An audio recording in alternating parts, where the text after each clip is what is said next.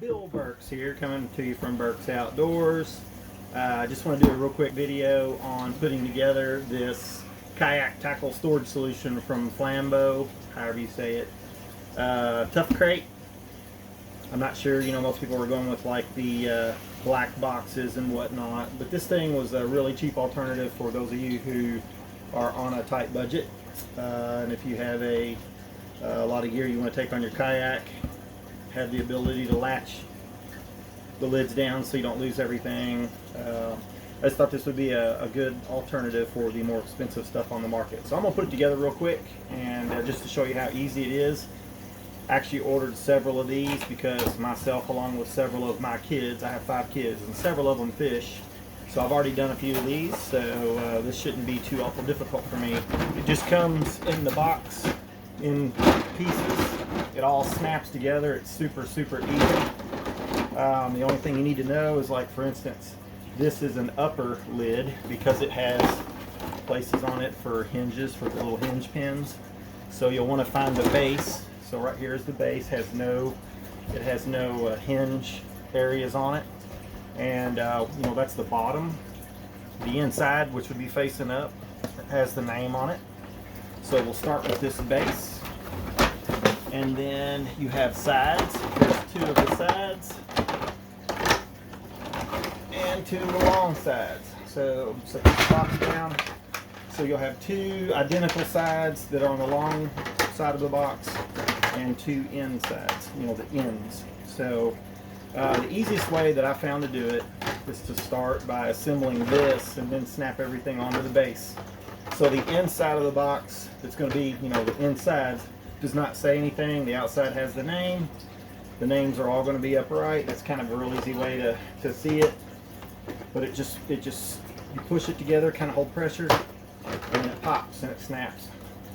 So it's really a really easy, quick assembly. I'm going to show you just how easy this is.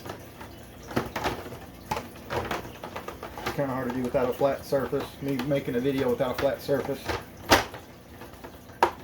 So there's 2, and again, if you do this on a table, it works a whole lot better. I like to use, I have a 6-foot white Lifetime table that I bought from Walmart that I do most of this on, or you might do it on your workbench in your garage or what have you. But anyway, so there's the crate all locked together. It's really sturdy, and then there's little holes all around here. It's super easy. You just line it up and literally just tap it.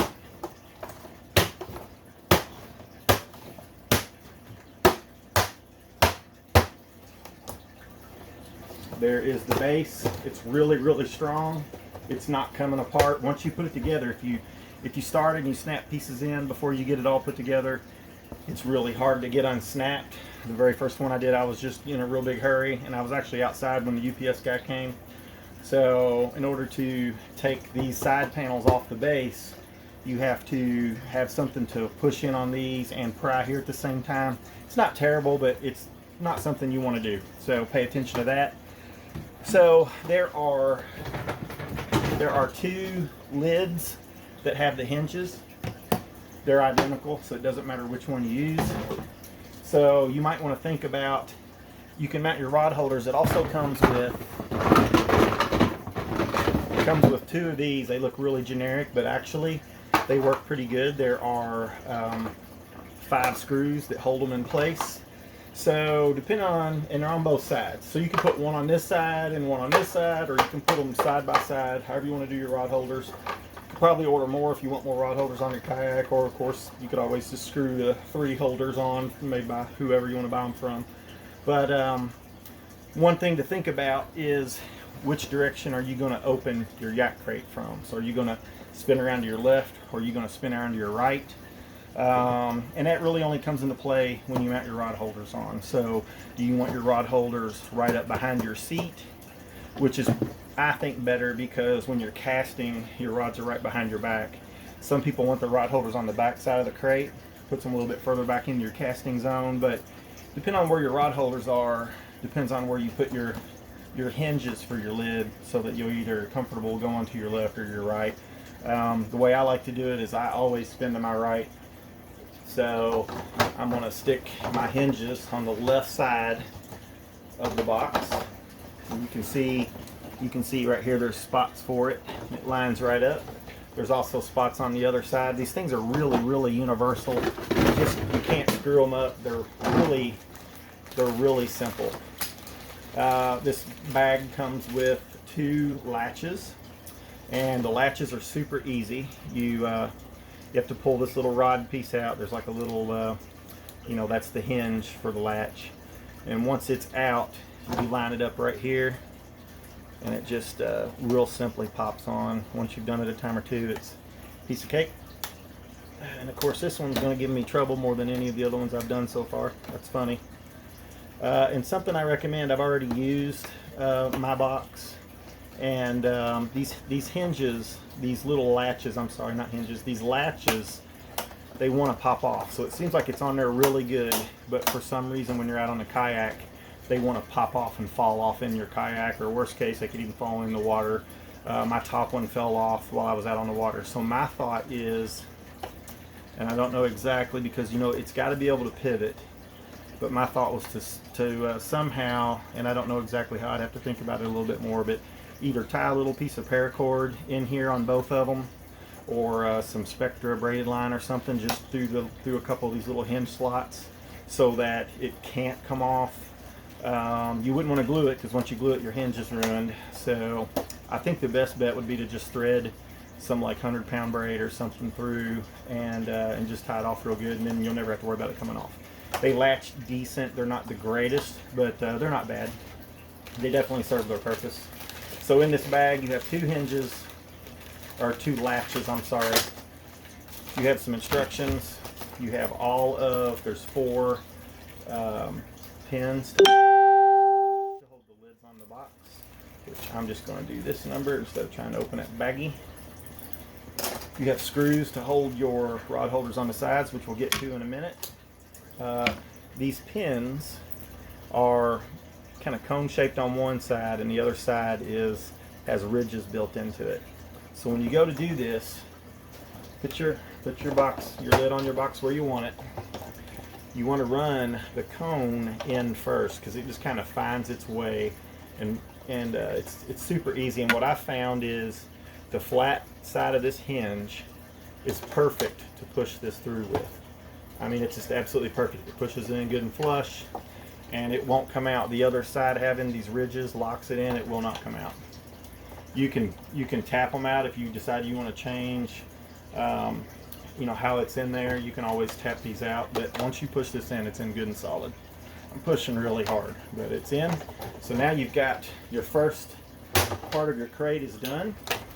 There's going to be a lot of you guys, for instance, if you have a trolling motor and an extended handle, you may want to just leave it just like it is with just the lower box. You might not want that extra height, because there's a whole nother compartment here. But for the rest of you who do want it, we're going to hurry up and put it together. So we have these short, these little, instead of them being tall, they're really short. You just got the same thing. You got 2 long ones, 2 short ones. You can see the side with the really nice looking designs faces out. The side that's more smooth faces in. You want all of your feet, your locking feet, pointing down. So real simple. This one pops together so easy it'll actually kind of fall apart until you lock it on the base. So you'll have to kind of get used to that if you put more than one of these together. But really simple. Like I say, I'm doing it right here without a flat surface, and it's going pretty good.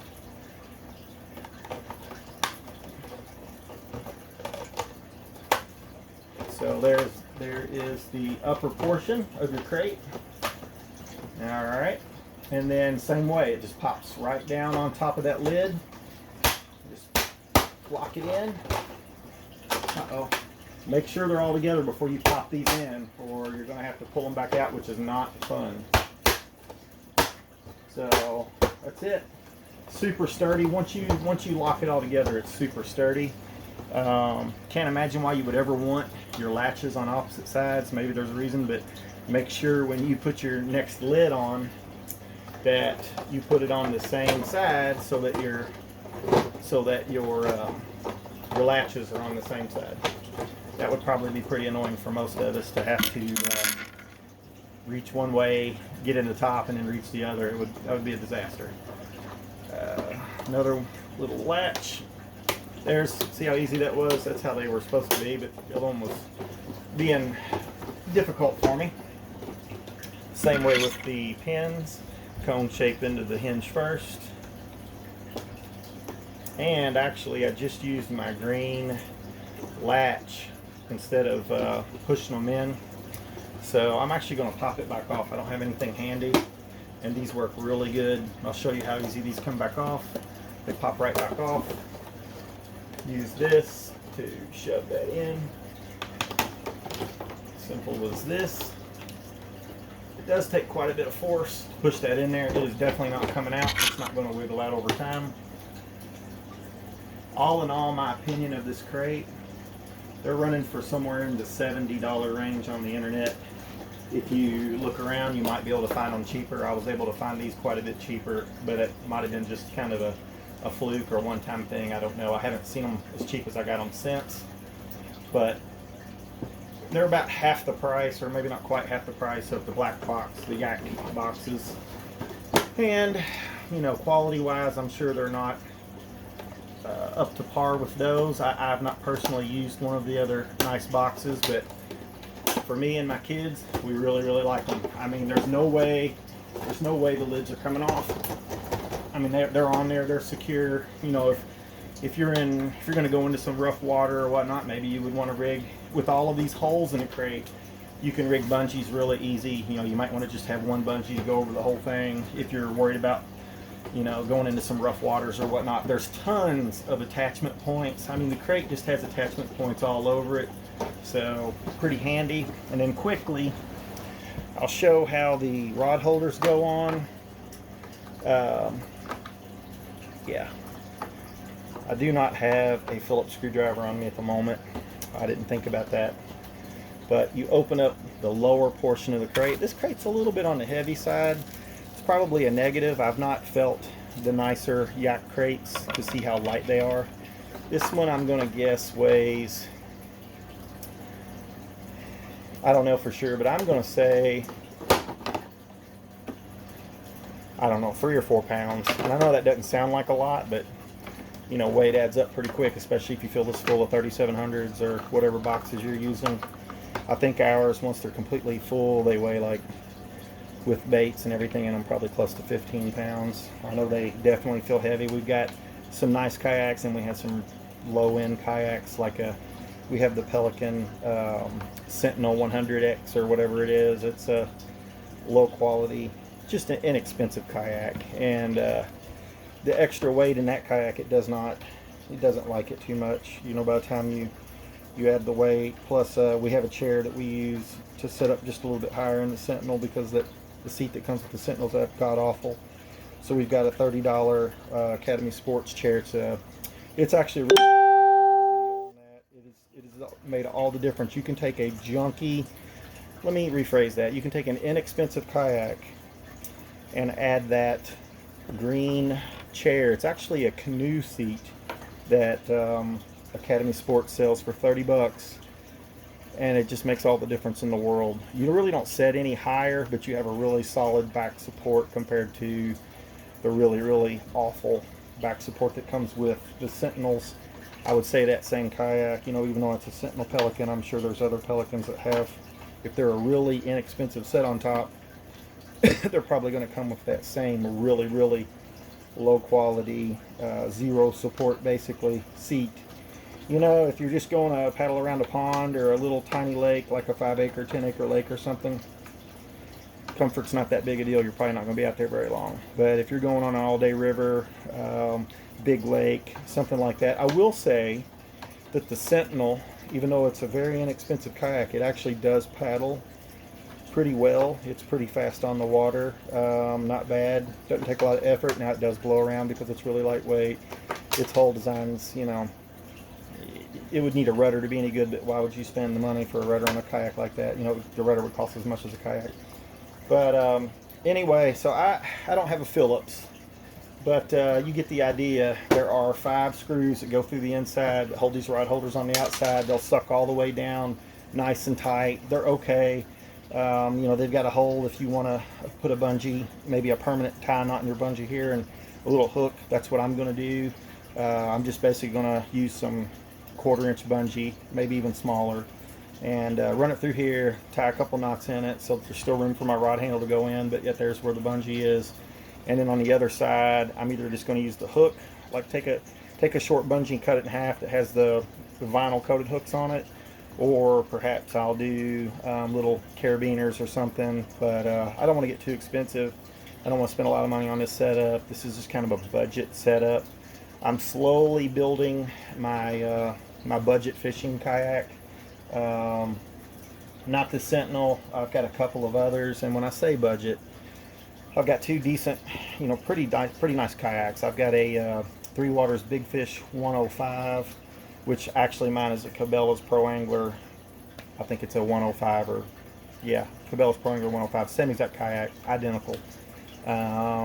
That's a really nice kayak, really stable. It's terrible to paddle. It's super duper slow, but it's extremely stable and really good fish out of it. It has gear track and storage, and just a really good platform to start with. It has a paddle keeper on both sides, tackle box areas on both sides. I mean, for it to just be a kind of a entry-level kayak, it's really nice. And then I also recently purchased a demo unit, so I ended up getting it considerably cheaper than new. You know, not quite half off, but I did really good. I got a new canoe Pursuit. It's 13.5 foot. Kayak is amazing. I absolutely love it. Paddles like a dream. I can't say enough about that kayak. Now, I don't have a lot of experience with high-end kayaks. I've not been in a Hobie or pretty much any other kayak. I've not went to any of these events where people share kayaks to try them out. You know, they'll have like a kayak family day or whatever. Every time one of those happen, I'm always at work. But I do have experience with about 3 different versions of really cheap Pelican stuff from Walmart. I mean, I've got so many people. I now have 8 kayaks because there's 6 in my immediate family here in the house, and then my older son's got a girlfriend. All of my kids, of course, have friends. They're all wanting to take people with them. So anyway, just kind of ran away from this yak crate here talking about that, but I am setting up budget stuff on a fairly quality kayak, and I'm also going to do the Sentinel. I'll show the seat because that does make all the difference in the world. It takes a pretty much useless kayak that would kill your back and turns it into actually a doable kayak. My 14-year-old son, he'll be I'm sorry, he just turned 15 in July. He uses the Sentinel because he's probably about 80 or 90 pounds. It's a set on top. You know, we like that. It's a little safer, to whereas, you know, the Walmart set-in kayaks, there's no bulkhead, there's no flotation. You flip them over, they're going to fill up with water. I mean, if you're out in a lake and you flip it, you're going to have to go all the way to the shore to get that thing flipped back over and to get it usable again. So we have some of those cheap kayaks. We typically only use them on small rivers and creeks here where the water's typically 2 to 4 feet deep. We've not had any problems out of them. We've not had any flip and fill up with water, but it's just a point of concern. Well, guys, I just don't want to get too windy here on the video, but here's the other rod holder, so it would go right here on this side of the crate. One thing about it's kind of a negative, there's not a spot to mount one in the middle, so there's only 2, and you could, like, say, you could do 2 on this side, or you could do 1 on both sides, you know, 1 on this side, and then you could flip around and put the other one on this side, because the crates are all identical, all the plastic's all identical. There is no, so every piece that's made is made identical. So if you've got a, you know, this front piece, the front side, well, then this back side's identical. This end and this end are identical. The lids are identical. The only thing that's different is the bottom. It's its own piece. There's nothing else that matches the bottom because there's just one bottom. Even the top's different because it's hinged. So this top and this top are identical. You know, your two hinge points. But I really like these. I think for the money, they're awesome. They're super sturdy. You're never going to break them, in my opinion. I would say you would pretty easily lose the latches. They just, for some reason, when you're popping them open out on the water, I don't know if you're just rougher or what, but as soon as I took mine out, within 20 minutes, I popped a hinge off, or a latch off. So you know, my idea is to, right here in this, there's little square holes you can see through that go all the way through. I would just secure a super line through there would be my idea. Some Spectre braid or whatever brand you use. And that way you never have to worry about that again. It would just, from that point on, be a non-issue. And then in your kayak, there's a million spots here. Literally just anywhere you want to secure this thing to your kayak, however you want to do it, you know, whether you're using bungees or straps or whatever. I mean, and it's also got really nice big handles to carry. I'll do another video. Mine's completely loaded and done. This is my youngest, well, this is my 13-year-old daughter's, and we haven't loaded it up yet, but we've got all waterproof plano boxes to go inside. You know, they're, I don't know their exact numbers, but basically like a 3700, and then the smaller ones. But we've got a really fat waterproof plano that will keep all our kind of miscellaneous stuff in, like you know, just bug spray, sunscreen, maybe a stringer, a scale, whatever. I'm just trying to think of what she's going to use. But for me and mine, I have more stuff. Like I have my rain gear, little bit of rain gear in there, some spare string, just some oddball things that don't go in your tackle, like in where your smaller baits would go. So that's a thick plano. I have all this bought. I just don't have it in front of me right now. And then I've got two of the 3700 series waterproof planos, or the ones that have the 3 latches on all sides. So everything we're putting in these have the 3 latches with the nice O-ring seal. The gasket goes all the way around the box. So we've got the one fat one, we've got 2 of the 3700s, and then we've got one small. It's actually a medium size. Apologize for not having these in front of me, knowing the numbers. And then they make an even smaller one that has really small compartments, and we're finding out that we really like that one for all the various hooks, various sinkers, smaller jig heads, things that we do a lot of really light fishing in creeks and rivers. So we cast a lot of 1 pound diameter fire line, and then we'll use the tiniest little teeny tiny Spro barrel swivel, and then we'll put on a piece of 4 pound fluorocarbon, 6 pounds sometimes, depending on what we're doing. So we cast a lot of really light stuff, really small hooks. You know, the most common hook we use is a number 6. Sometimes we go all the way down to like a 12. I mean, you know, it just depends on what we're doing. But for like bluegill and whatnot, my favorite pretty much for all of that is either a 10 or a 12. You stick a beam off on it, you can't even see it on there. Of course, we cast tons and tons of artificial stuff. You know, but we cast a lot of really small stuff like Rebel Teeny Crawl, you know, little Roadrunners, and just lots of small stuff, tiny little crankbaits. You know, a lot of that stuff's not cheap. Even the little tiny head and the littlest prop bait, it's called I think it's called a tiny torpedo. I think it's like $5 or $6, you know, but we find that like smallmouth in these rivers and creeks just tear them up. So we cast a lot of those. So we're using a lot of light tackle locally, but then of course that changes if we go to a big body of water like a lake. Then we're going to be throwing, you know, largemouth bass stuff that you would typically throw. A lot of 3/8 stuff, half-ounce stuff, big spinner baits, crankbaits, you name it, big plastics. But for what we've been doing all summer, because we don't have a lot of time, all my kids are in sports. I'm self-employed, started a new job. I get little snippets of time here and there, and that's why we really like the kayaks. I'm actually in the process of getting a trailer done so that I can just set it and forget it. Just have all those kayaks on the trailer, have them ready to go. Probably sounds silly, but I'm going to do an enclosed trailer so that all of our tackle, our kayaks, I'm even going to leave room where we can stuff all our mountain bikes in there, our camping gear. So it's going to be a larger enclosed trailer. I was going to buy one tonight actually, and it sold shortly before I bought it. It was a Craigslist thing. But anyway, we're going to set up an enclosed trailer, and there's places we're going to go where that doesn't work. So we'll just take the kayaks out of the enclosed trailer, throw them in the bed of my truck. I've got pictures, but I've had 7 kayaks in the bed of my truck. I mean, I've got an 8-foot bed, but it's got a big toolbox. So I'll throw the tailgate down. I put my 13.6 new canoe in the bottom, and then I start stacking kayaks all around it. And then you know, you've got the grab handles on the ends of all your kayaks, the little ropes or the built-in handles. I run one strap through all of those and ratchet strap that, and then I run 2 ratchet straps over top of the kayaks, just gently snug them, just nothing crazy, but enough to keep them from flopping out.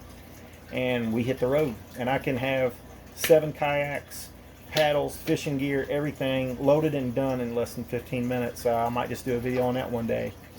Looks silly going down the road. We've done it about 6 or 8 times this summer. Haven't had any issues at all. I keep all of our PFDs in a full, like a 45 gallon, and I actually think I have a 55 gallon real heavy duty, like 6 mil plastic, but a big black garbage bag. We stuff all of our PFDs in there, and that just makes it so easy. You know, we can either put them in the back seat of a truck, but if I'm taking too many people with me, I have a 6-passenger 1-ton truck.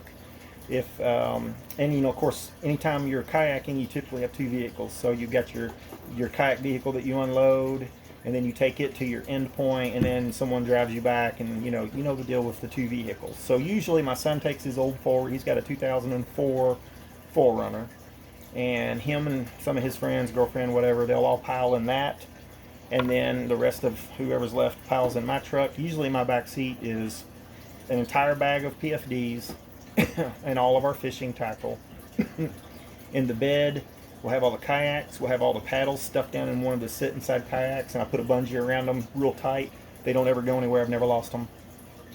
And then we find a hole. We usually can find a spot somewhere in all of that kayak monstrosity to stick an entire pile of rods. So I take usually 3 or 4 rods. Both of my sons usually take at least 2 rods, and then my one girl who fishes with me now, and my son Jack's girlfriend, they usually just have 1 rod. So we'll have a whole lot of fishing rods. I usually can find a spot in the bed of the truck to stick those, and I just put a bungee gently around them and just make sure they don't fall out. And I'm not going down the road 80 miles an hour. Worst case scenario, we can throw them in a 4Runner if there's just too much going on. But so far, that's worked out really good. However, I am going to set up this trailer. I'm going to put E-track on the sidewalls of the trailer.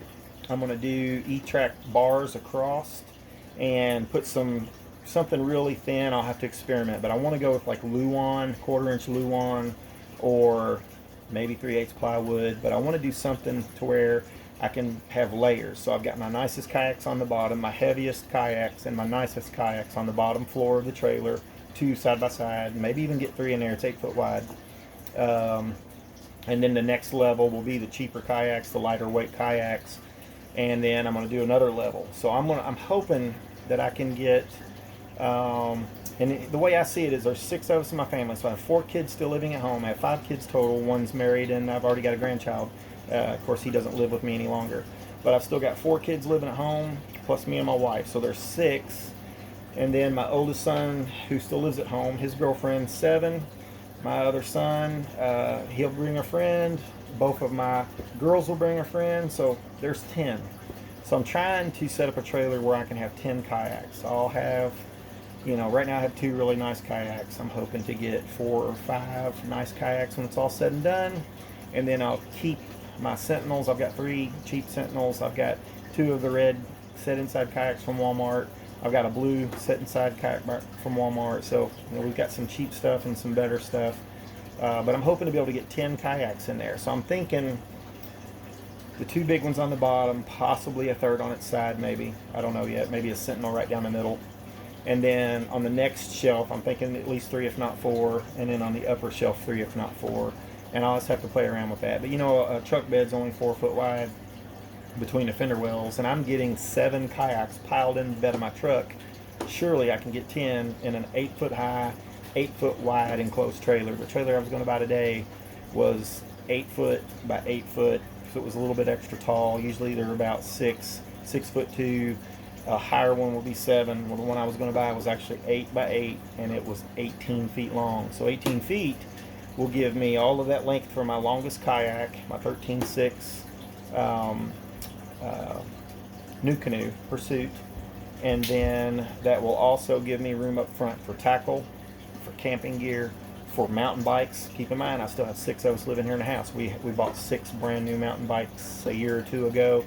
So I mean, that's a lot of stuff. And when you add up a huge tent, we have a giant 3-room tent, all the chairs, a grill, propane, just all the stuff that goes with camping. that trailer will have a lot in it. So I just want something that when we do get a moment's time, I can just hook up and go. If we're going somewhere where the trailer's not going to work, you know, if there's no ramp, there's no area to turn around, if we're just hitting some back roads and finding some creek or a small river, then I'll just unload whatever I need, throw it in my truck like I always do. But the nice thing is even though I have a nice big pole barn and I can put all my stuff in my pole barn garage, in the trailer, it's ready to go at a moment's notice. If I need that trailer, you know, for something to help someone move or to haul something that I need to haul. I have a construction business. I have a couple of enclosed trailers now. They're completely full. They're shelved out. They're full of tools and materials. But I'm going to keep this 18-footer. And, you know, if I get a deal where I've got to go pick up some expensive components, I do cell tower construction. So, you know, some of the equipment is really, really expensive. You know, I can empty out my kayaks, empty out my bikes, take all of my hunting stuff, throw it wherever. I've got a minivan that we don't drive anymore, and it's still sitting here. Right now, it's full of the PFDs. That's another thing. I mentioned I put all my life jackets in a garbage bag. However, when you come off the water, make sure you leave them out to air. They need to air dry. You really ought to spray them down with a hose, because I'm sure most of you already know this, but you know, you get a little organism in your life jacket when you're out on the water, when you're in a creek, a pond, a lake, whatever. The best thing you could do, really the very best thing you could do, is dump them in like Sport Wash. Sport Wash is amazing. You can buy it at Walmart, pretty much anywhere, I would imagine. Get it online, but Sport Wash or any type of hunting laundry soap has all of those enzymes that kill all the bacteria. You know, you're not worried with fishing about smell or colors, you know, fluorescent, what's it called? My brain went blank on my hunting side. But you're not worried about smell. You're just worried about cleanliness and no germs. So I recommend doing Sport Wash. Buy yourself a big tote box. The bigger the better. Dunk your life jackets in that Sport Wash and then hang them up in your garage or wherever you can. And let them dry really thoroughly. But I love throwing them in a garbage bag. They're so handy. I tie that garbage bag in a knot, throw it in the bed of my truck or my back seat of my truck, or in this case, hopefully I'll have this nice trailer.